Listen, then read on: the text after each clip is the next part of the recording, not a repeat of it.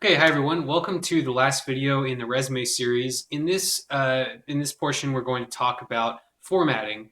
Now, formatting is both somewhat the least critical and perhaps the most critical part of resume writing.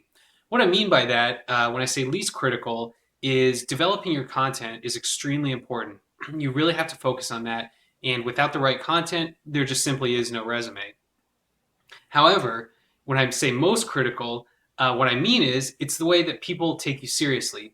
So, for instance, think about when you go to an interview, do you just wear shorts and a t shirt? No, of course not. No one would take you seriously. And so, formatting is kind of like the way your resume puts on a suit. And so, that's how you get people to take you seriously. So, in that sense, it's the last thing you should do, but it's also extremely important to do and to do it well. Now, there are many different ways you can format your resume, and so I'm not going to talk in any very great detail about exactly how to do it. But just know that there are some general principles out there that I'm going to tell you about. But just look at something that you like and try to mimic that formatting.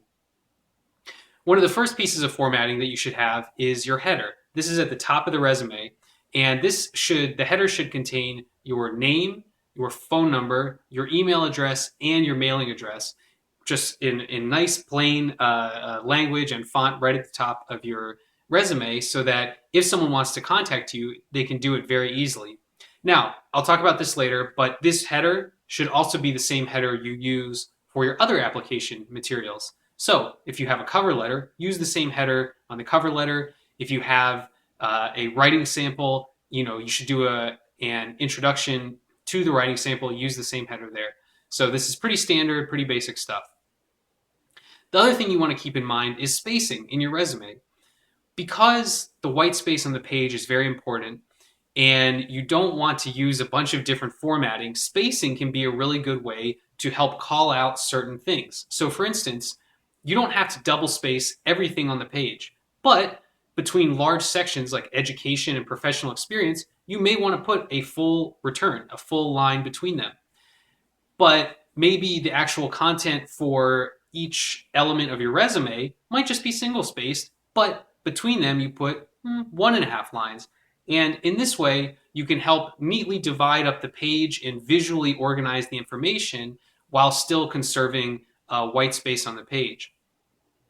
And so, what do I mean by white space? Why am I even talking about that?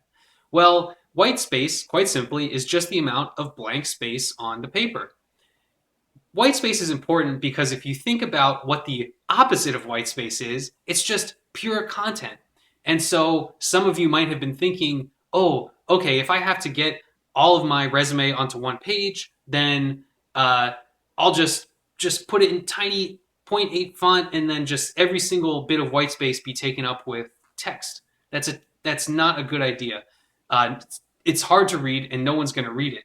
You have to remember that the people that are reading this are human beings, just like you and me. And so think about if you received a piece of paper that just had tiny little font all across the page. You wouldn't read it. No one would.